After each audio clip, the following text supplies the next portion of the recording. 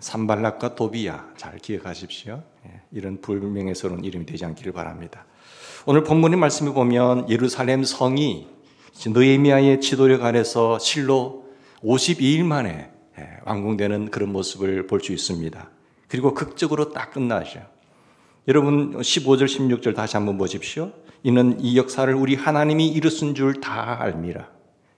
예루살렘 성 건축을 방해했던 대적들까지도 이것은 하나님의 손이 하나님의 역사와 하나님의 그 손길이 개입하심으로 말미암아 이루어졌다는 사실을 대적들도 다 알았더라 했어요. 여러분, 이것은 하나님이 이루셨다고 하는 인정하지 않을 수 없잖아요. 이런 어려운 현실 속에서 드디어 52일 만에 하나님의 거룩한 성이 완공되었습니다.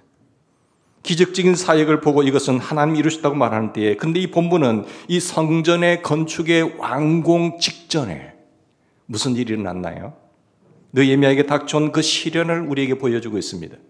느헤미야에게 있어서는 시련이었고 그들을 방해하는 원수들에게 있어서는 음보였습니다. 오늘 이 성경은 우리에게 왜 기록하고 있나요? 여러분 1절 한번 보실까요? 1절 산발락과 도비야 그리고 아라비아 사람 게셈과 그 나머지 무리의 원수들이 성벽을 건축하여 허물어진 틈을 남기지 아니하였담을 들었는지라 내가 아직 성문에 문짝을 달지 못한 때라. 때는 이제 성전 문짝만 달면 들어올 수 없어요. 근데 이 완공되기 직전에 문짝이 달기 전에 느헤미야는 성을 건축하던 유다의 총독이었잖아요. 이방 땅에서 왕의 신임을 받는 비서실장으로 있다가 자기 고향 땅 예루살렘이 회파되었다는 소식을 듣고 총독의 신분으로 자기 고향 땅에 와서 중단되었던 그 성을 백성들을 동조해서 같이 함께 하나님의 위대한 가업을 이루기 시작했습니다.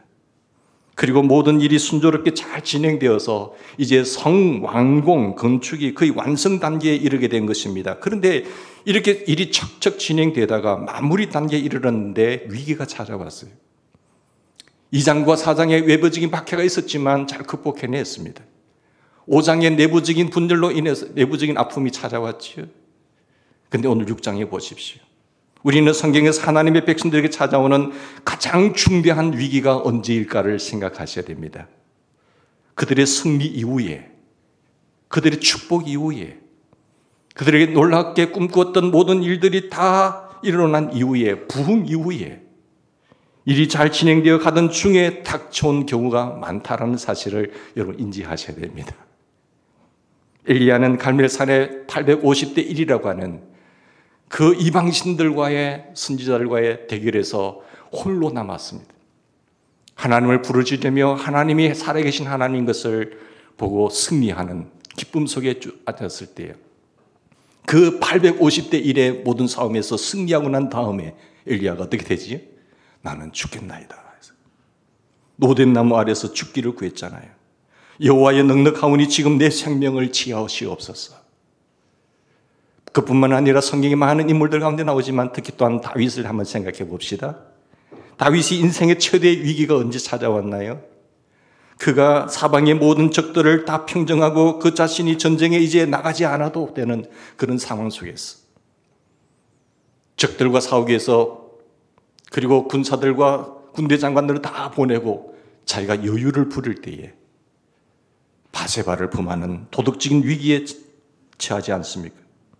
그의 삶의 전체 뿌리채를 흔들어버린 도덕의 위기가 그가 평정할 때에 모든 큰 일을 이루고 난 뒤에 왕의 자리에 올랐을 때에 찾아왔던 것입니다. 그 위기란 우리아의 아내 바세바의 간음 사건이었습니다.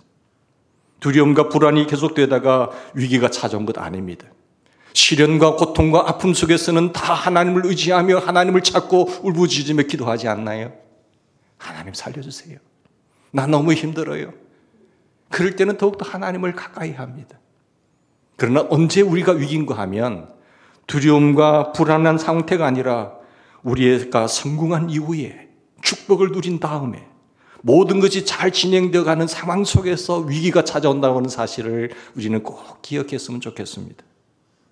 우리 인생의 가장 무서운 위기의 시기, 성경은 우리에게 이렇게 말하고 있지 않습니까? 그런즉 선줄로 생각한 자는 넘어질까 조심하라고. 느헤미야에게도 성건축의 완성을 이룰 무렵에 시험이 찾아왔습니다. 그러나 그는 넘어지지도 않았고 그런 위기들을 슬기롭게 잘 헤쳐나갔어요. 시험에 빠지지 않았습니다. 그 음모와 계략과 모략 가운데서도 지혜롭게 시험을 이겨냅니다. 어떤 느헤미야가 어떤 시험을 당했으며 어떻게 극복할 수 있었는지를 성경을 통해서 오늘 한번 살펴봤으면 좋겠어요. 첫 번째로 한번 보시면 첫 번째 시련이 무엇이었어요? 악한 원수들과 적대국인들은 음모였지만 첫 번째 음모가 뭐였는지 1절부터 4절까지 내용을 잘 이야기하고 있습니다. 적들이 느헤미야에게 사람을 보냅니다. 오노 평지에서 만나자고 하는 거지요. 이제 우리가 불편한 사이였으니까 차 한잔 하자고. 이제 풀자고. 그의 성이 완성이 되어 가니까 이제 우리는 오노 평지에서 만나서 마음을 풀고 함께 휴식을 취하자고. 혹은 더 이상 당신을 괴롭히지 않을 테니까 오노 평지에서 만나서 평야 협작을 맺자고. 평화의 화답을 제의했는지는 알 수 없어요. 그러나 오늘 본문에 보면 적들이 그렇게 한 것은 느헤미야를 도우려고 한 뜻에서가 아니라 그를 해치려고 하는 저의가 깔려 있습니다. 일종의 음모였죠. 만일 적의 이런 저의를 깨닫지 못하고 느헤미야가 오노 평지로 나갔다고 한다면 그는 생명의 위협을 느꼈을 것입니다. 함정을 파고 있었습니다. 성이 완성 단계에 있는 이 중요한 순간에 막대한 지장을 받게 되었을 것입니다. 그런데 느헤미야는 이런 음모를 어떻게 극복했지요? 첫째, 그는 분별했습니다. 여러분 2절 말씀 볼까요? 적들의 저희가 어디에 있는가를 분별하는 거 보세요. 산발락과 게셈이 내게 사람을 보니 이르기를 오라 우리가 오누 평지 한촌에서 서로 만나자 하니 실상은 뭐예요? 나를 해하고자 함이라. 이 분별력. 실상은 해치고자 하는 거예요. 산발락과 게셈이 만나고자 한 것은 실상은 자기를 해하고자 함이라는 사실을 그는 알았습니다. 한순간에 나온 것이 아니잖아요. 깊은 생각과 고민과 끝에 계획이 드러난 것이죠. 본문을 통해서 우리가 알 수 있는 것은 하나님의 백성이 된다는 것, 우리가 하나님의 자녀가 된다는 것 결코 멍청하게 살아가는 의미는 아니라고 생각합니다. 주님은 계속해서 말해요. 우리가 세상을 살아갈 때요, 뱀같이 지혜로워라. 그러나 비둘기같이 순결해야 된다. 깨끗하면서도 지혜롭게 살아야 된다라고 말씀하고 있잖아요. 느헤미야는 적의 음모를 알았습니다. 성경에서 분별의 중요성을 계속 강조해요. 하루에도 순간순간 우리에게 선택의 기회가 놓아졌을 때에 그리고 주변에 일어나는 사건을 통해서 우리는 분별할 수 있는 눈과 그리고 지혜가 있어야 될 줄 압니다. 사랑하는 자들아 영을 다 믿지 말고 오직 그 영들이 하나님께 속하 있는지 분별하라고 말하잖아요. 우리의 말과 행동을 애부적인 나타나는 것을 통제하는 것은 마음이에요. 그 마음을 주관하는 자가 누군지 아세요? 영입니다. 성령이 지배할 수도 있고요. 악령이 귀신이 지배할 수도 있어요. 사탄마귀. 그러면 우리의 행동과 말이 달라지는 거잖아요. 그래서 영들을 다 믿지 말고 분별하라. 두 번째로 느헤미야는 어떻게 합니까? 하나님이 맡기신 일을 최선을 다합니다. 3절 말씀 이렇게 기록하고 있습니다. 3절 보실까요? 내가 곧 그들에게 사자를 보내어 이르기를 내가 이제 큰 역사를 하니 내려가지 못하겠노라. 어찌하여 역사를 중지하고 너희에게로 내려가겠느냐 하며. 그죠? 성을 건축하는 일이 하나님께서 그에게 맡기신 일이라는 확신이었습니다. 그 일을 위하여 하나님은 느헤미야를 부르셨어요. 그 좋은 자리에서 너는 잠깐 내려놓고 내 고향 예루살렘으로 가라. 하나님께서 허락하신 일이라고 믿었지요. 그는 자기의 우선순위를 알았던 것입니다. 성을 지어야 된다. 이것이 하나님이 이 시대에 날 향하신 사명이라는 것을 알았어요. 느헤미야는 자기가 해야 할 일이 무엇인지 분명히 알고 하나님이 나를 부르신 일에 정성을 다하는 것이 충성하는 것이 현재 자기가 당면한 문제임을 분명히 알았던 것이지요. 사랑하는 여러분, 어떻게 사시죠? 나를 중심으로 인해서 일단의 음모가 진행되고 있을 때에 내 삶이 걷잡을 수 없는 혼돈과 고통 속으로 빠져들어갈 때에 여러분 어떻게 하십니까? 느헤미야의 태도에서 한번 배워봅시다. 그 상황을 잘 분별하시기 바랍니다. 뿐만 아니라 그 일들 때문에 낙심하여 중단하지 마시고 하나님께서 우리에게 맡기신 그 사명을 이루어가는 용기와 담대함이 있기를 주의 이름으로 축원합니다. 하나님은 여러분을 그 상황에서 분명히 승리하게 하실 것입니다. 자, 두 번째 음모가 무엇이었나요? 느헤미야에게 찾아온 두 번째 시련이 무엇이죠? 5절부터 9절까지 말씀이에요. 이 시험은 좀 더 악랄한 음모입니다. 적들은 이제 악성 루머를 만들기 시작합니다. 첫 번째 음모에 말려들지 않으니까 적들은 두 번째 음모를 꾸며서 느헤미야를 지금 위협하고 있잖아요. 느헤미야가 사람을 선동해서 자기가 왕이 되려고 한다는 거예요. 저 사람 저 이방 땅에 있다가 이 땅에 온 것은 단순히 자기의 꿈을 이룰 것이야. 왕이 되려고 한다는 것. 느헤미야가는 성건축에 관심이 있는 것이 아니라 이것을 통해서 자기의 세력을 불리고 확보하고 마침내 직접 왕이 되려고 한다라는 이 악성 루머를 퍼뜨립니다. 그들은 이와 같은 엄청난 소문을 유포하기 위해서요. 허위사실 유포, 허위사실 적시. 명예훼손의 죄가 얼마나 큰지 아시나요? 여러분, 이런 악한 소문에 휘말려 본 적이 있으세요?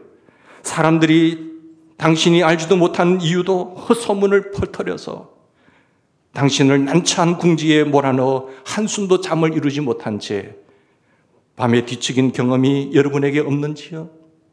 그렇다고 한다면 오늘 이 말씀을 읽어나갈 때 큰 위로가 될 줄 믿습니다. 굉장히 실감이 될 거예요. 느헤미야에게는 왕이 되려는 의도가 전혀 없었습니다. 내가 이것을 이용해서 내가 이 왕의 자리에 오르겠다는 그런 의도가 전혀 없었단 말이에요. 짐작이죠. 악성 루머죠. 그런데 적들은 오로지 느헤미야를 넘어뜨리려고 하는 그 의도로 이런 모략을 꾸몄던 겁니다. 목 삼아 쓰러지면 되는 거잖아요. 어둠의 타겟은 목회자입니다. 성경은 이와 같은 혀를 가지고 저지르는 범죄에 대해서 신라는 경고를 합니다. 보라, 어떻게 작은 불이 어떻게 많은 나무를 태우는가. 혀는 곧 불이라 했어요. 불의와 불의의 세계라. 생의 바퀴를 불사르나니 그 사르는 것이 지옥에서 나느니라 했죠. 여러분, 작은 불씨가 온 나무와 숲을 채워버리잖아요. 그 작은 불씨로 인해서 온 산 전체를 다 황량한 산으로 만들어버리잖아요. 혀는 사람들에게 크다란 비애를 준다고 성경은 말하고 있습니다. 사람들의 혀를 통해서 이루어지고 있는 거짓말과 거짓 선전, 중상모략을 통해서 상처를 입고 가슴이 찢어지는 공동체가 되고 가정이 파괴되고 교회가 질서가 유린당하는 그런 모습들을 우리는 종종 보게 됩니다. 수년 전에 읽었던 모르간 브레이크의 글 가운데 다음과 같은 글이 생각나네요. 모르간 브레이크의 이 아름다운 책의 글을 보면은 이런 말씀이 있습니다. 나는 누구에게도 치명적인 타격을 가할 수 있는 힘과 기술을 갖고 있다. 나는 상대방을 죽이지 않고도 눌러 이길 수도 있다. 나는 가정과 교회와 국가를 파괴한다. 나는 어떤 건장한 사람의 건강도 파괴할 수 있다. 나는 어떠한 담대한 사람의 인생도 파괴시킬 수 있다. 나는 날개를 타고 바다를 여행한다. 순결한 사람도 내게는 무력하다. 정직한 사람도 내게는 무력하다. 나는 진리와 정의와 사랑을 경멸한다. 나는 나의 희생자를 전 역사의 전 나라에 전 세계에 갖고 있다. 나는 바닷가의 모래알보다 더 많은 노예를 거느리고 있다. 나는 결코 망각하지 않는다. 나는 결코 용서하지 않는다. 내 이름은 중상모략이다. 이 모략으로, 이 혀의 범죄로 우리는 얼마나 시달려 왔습니까? 아니, 우리들 자신이 어느 날 나도 모르게 사단의 도구가 되어서 남을 중상하고 모략한 적은 없으세요? 어느 한 청교도 신실한 사람이 중상모략의 범죄를 짓지 않기 위해서 어떤 사람에 관한 소문을 듣게 되었을 때 자신이 어떤 태도를 취해야 될지 고민하다가 자기 나름대로의 어떤 원칙을 만들었습니다. 우리 마음속에는 누구에게나 남이 잘못했다고 하는 소식을 들으면 오히려 어떠세요? 기분이 상쾌하잖아요. 잘 되었네요. 어떻게 출세하셨나요? 그렇게 훌륭하셨어요. 합격하셨어요. 어려운 질 속에 좋은 소식이 들려오면 같이 함께 기뻐해야 될 우리가 또한 질투가 생길 수 있어요. 그런가 하면은 한 사람에게 아주 좋지 않은 소식이 들어요. 목사에게 그런 일이 있었대. 누군가가 그런 일을 했대. 하면은 못되고 힘들 때 어떻게 해야 되죠?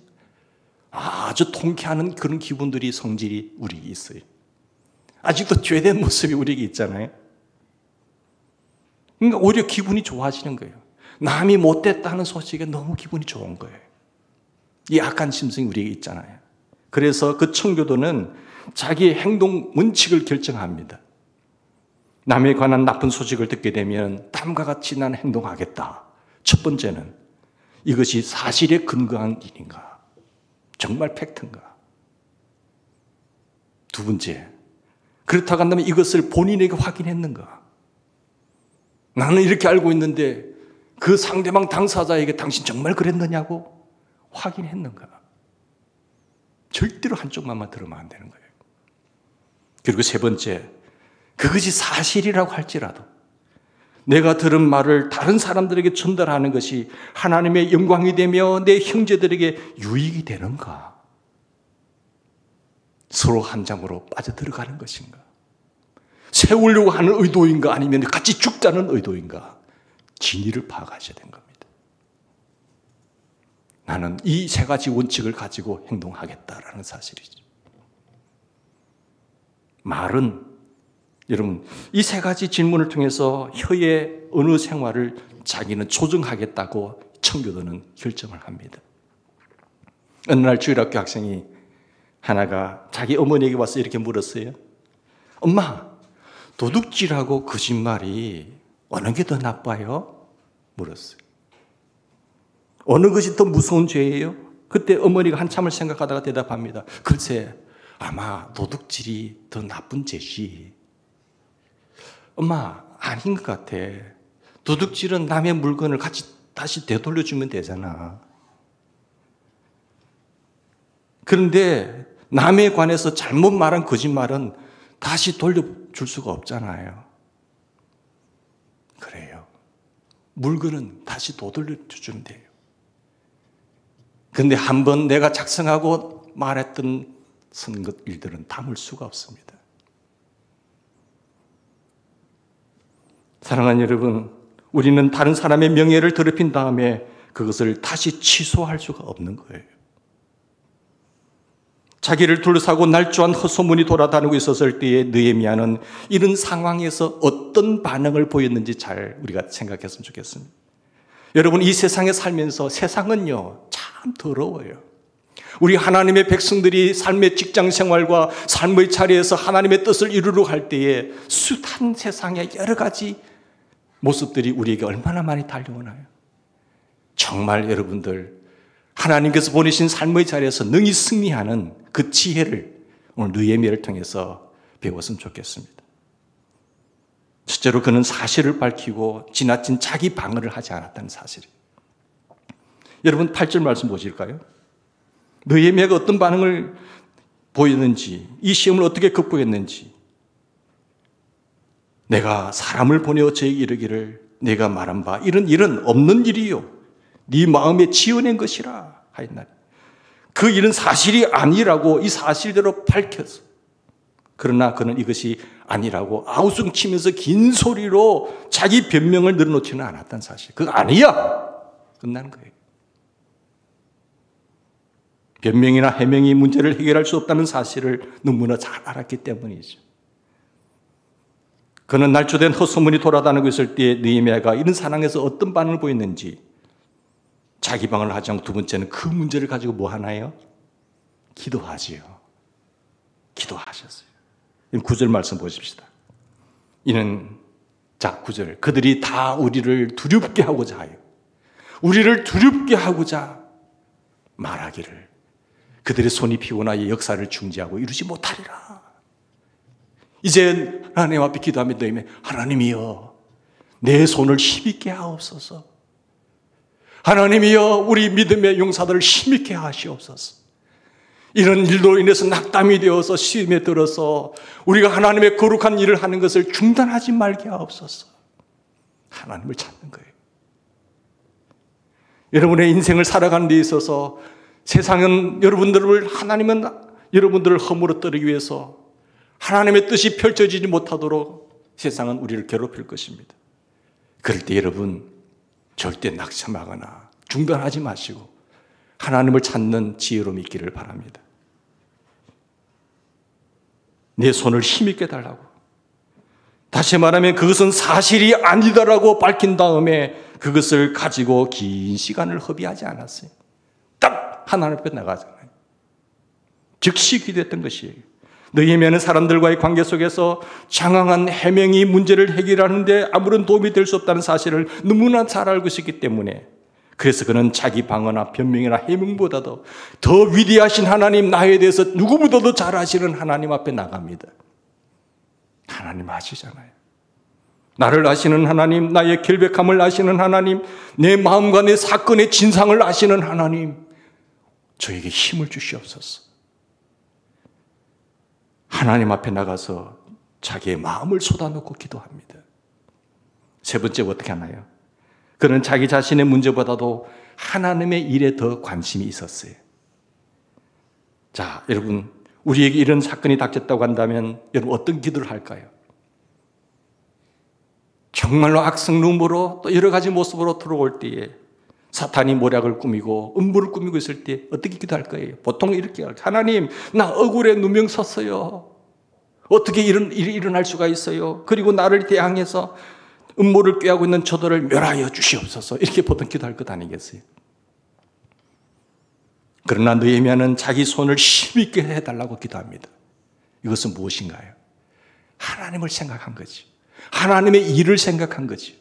하나님 이 일로 인하여 우리가 시험에 들지 않고 중단되지 않게 하시고 낙담하여서 포기하지 않게 하여 주시고 다시 하나님 힘을 내게 도와주시옵소서. 그 기도를 하고 있는 거예요.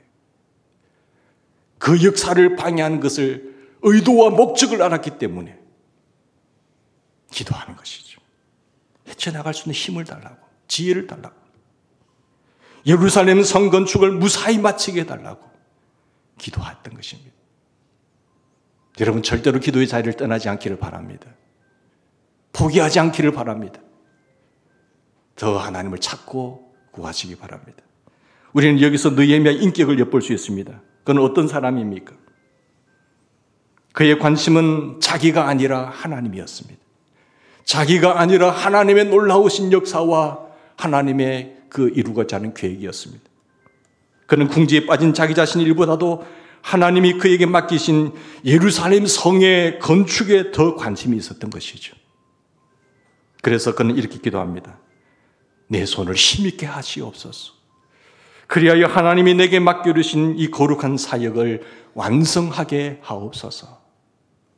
자, 그의 기도는 자기를 방어하기 위한 기도가 아니잖아요. 하나님, 주변의 사람들이 나에게 대해서 어떻게 말하든 상관없어요.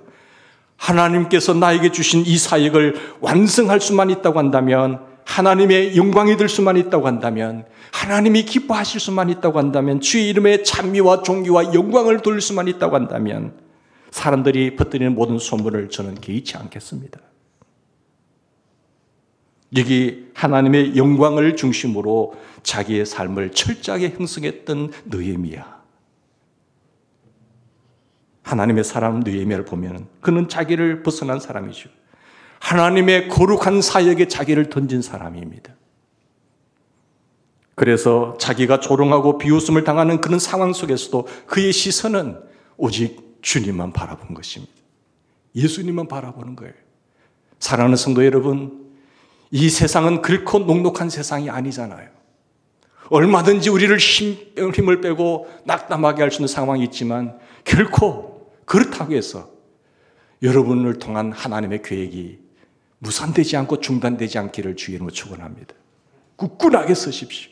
강하게 서셔서 직장에서나 사업의 현장에서 하나님의 거룩하신 뜻을 펼쳐나가는 이루는데 귀하게 쓰임받는 인생이 되기를 바랍니다.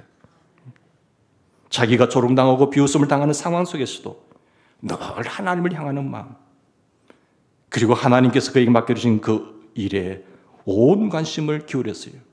하나님, 제 손에 힘을 다하여 주십시오. 그래서 내가 할 일을 다하게 하시옵소서. 맡기진 그 일을 다하여서 주 앞에 찬양과 영광을 돌리게 하옵소서. 이렇게 해서 느헤미야는 두 번째 그 사단의 악한 원수들의 음모에 시험에 들지 않고 여러분 훌륭하게 극복하여 승리를 거두어냅니다. 자, 세 번째 음모가 뭘까요? 좀 더 간교한 사특한 시험이 느헤미야에게 옵니다. 여기에 말려들지 않으니까 더 간교한 사특한 시험이 느헤미야에게 찾아오죠. 음모를 꾸미고 있죠. 10절 보십시다. 10절에 보시면 이후에 무헤다벨의 손자 들라야의 아들 스마야가 두문불출하기로 내가 그 집에 가니 그가 이러기를 뭐라고 말합니까? 그들이 너를 죽이러 올 터이니 우리가 하나님의 전으로 가서 외소 안에 머물고 그 문을 닫자. 저들이 반드시 밤에 와서 너를 죽이기로 하기로 했어요. 스마야라는 선지자 한 사람이 와서 말합니다. 이름은 또 선지자예요.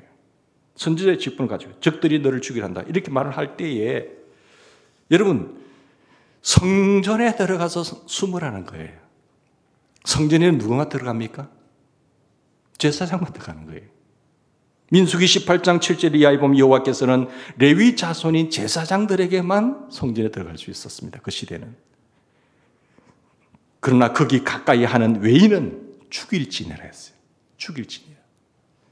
적들은 예언자를 통해서 선지자를 통해서 함정을 파고 있었던 것입니다. 본문 12절 보십시다. 12절 보시면 깨달은 즉 그는 하나님께서 보내신 바가 아니라 도비야와 산발랏에게 뇌물을 받고 네게 이런 예언을 함이라. 그는 스마야가 적들에게 뇌물을 받고 이런 가짜 예언을 하고 있다는 사실을 알았던 것이죠. 만약에 말씀을 몰랐다고 휘말리겠죠. 그가 만일 성전에 들어가서 은신하게 되면 하나님께 죄를 범할 뿐만 아니라 그 죄를 범한 사람은 반드시 죽습니다. 하나님의 손에 죽는 거예요. 사람들로부터 비난을 받아서 죽임을 당하게 될 거예요. 저 하나님의 명을 어기고 성전에 머무는 느헤미야를 죽여라 했을 거예요. 느헤미야는 이 마지막 시험을 어떻게 극복합니까? 악한 사단의 음모가 있었지만 이걸 어떻게 잘 극복해내는지 보십시다.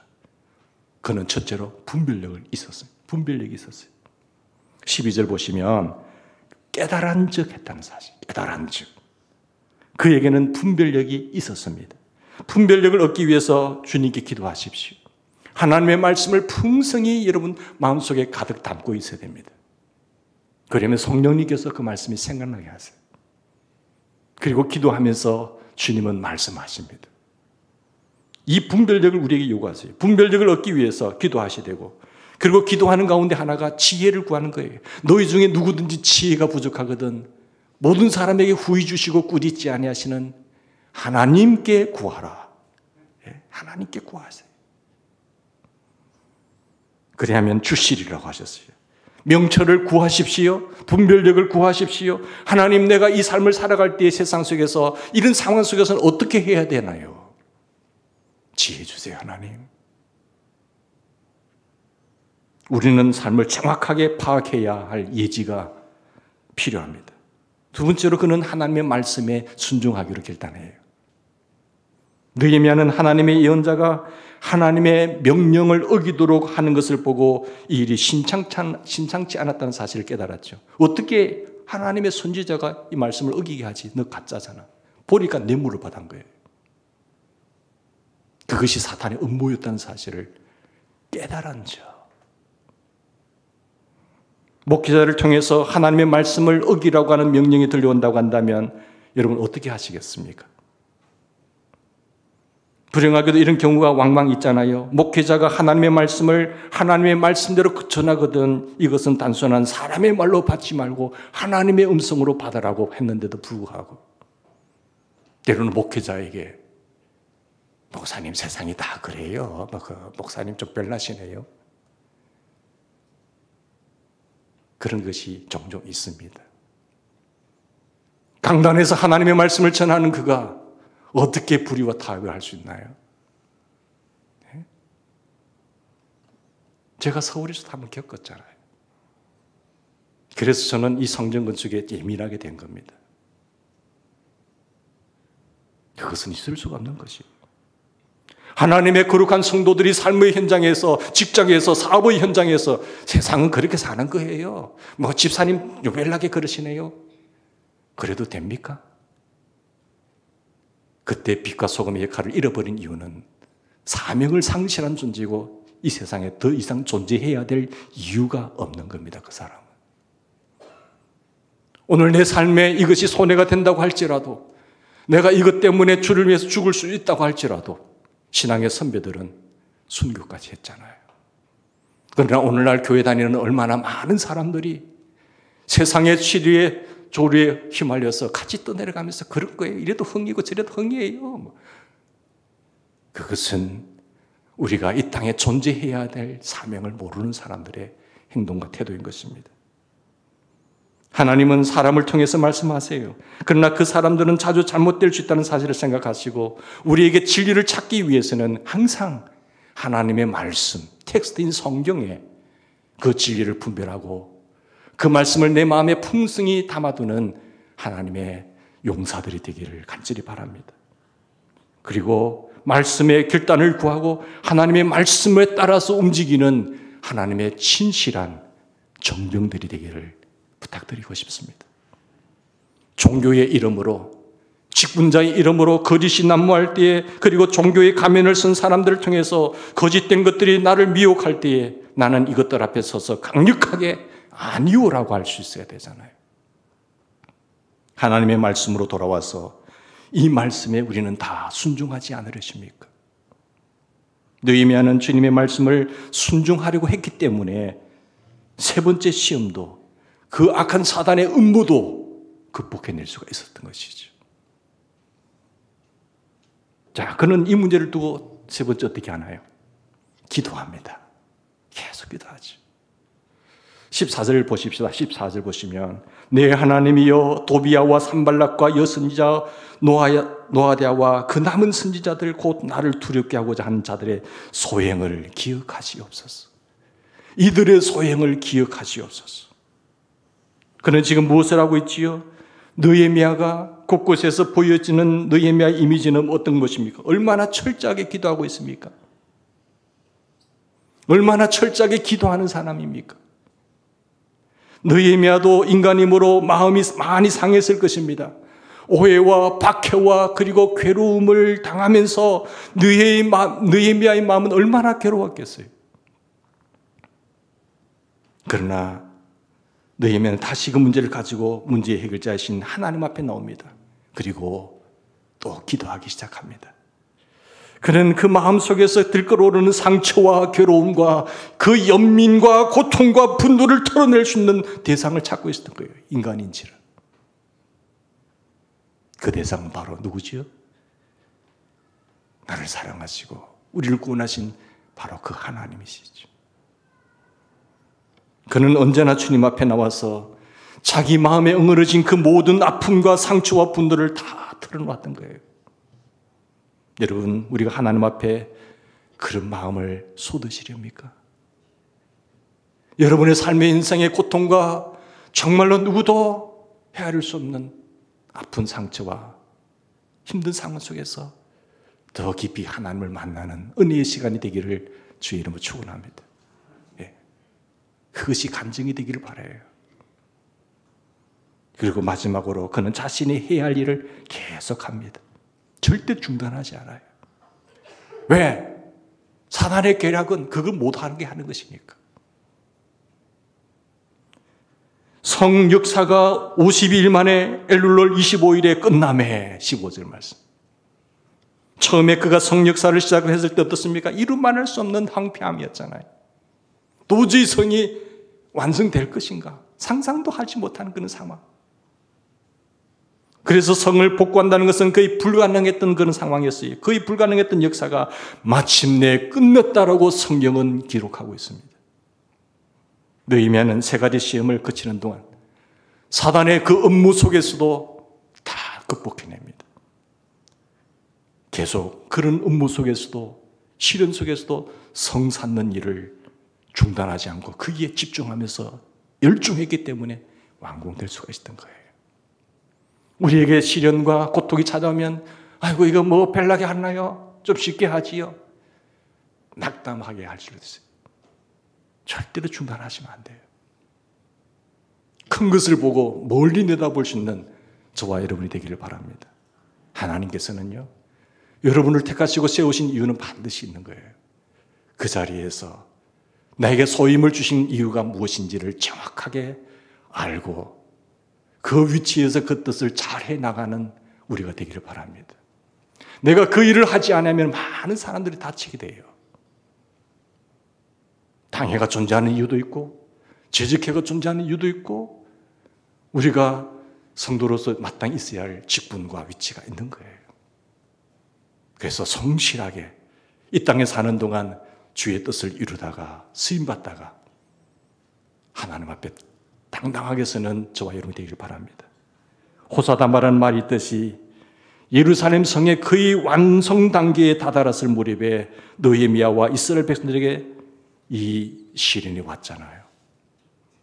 느헤미야를 오너 평지에 만나고자 적의 음모에 말려들지 않으니까 악성동무로 퍼뜨리게 되고, 세 번째 죽이기까지 하는 하나님의 명령을 거역하라는 유혹까지 하기 전에 이 속임수를 다 분별해내고 무너지지 않으며 끝내 성을 완성하는 느헤미야를 통하여 하나님 우리에게 말씀하시듯이 우리도 각자의 삶의 자리에 위치해서 하나님의 거룩하신 뜻이 우리를 통하여 이루어지는 그런 주인공이 되기를 주의 이름으로 축원합니다. 우리 같이 기도하십시다.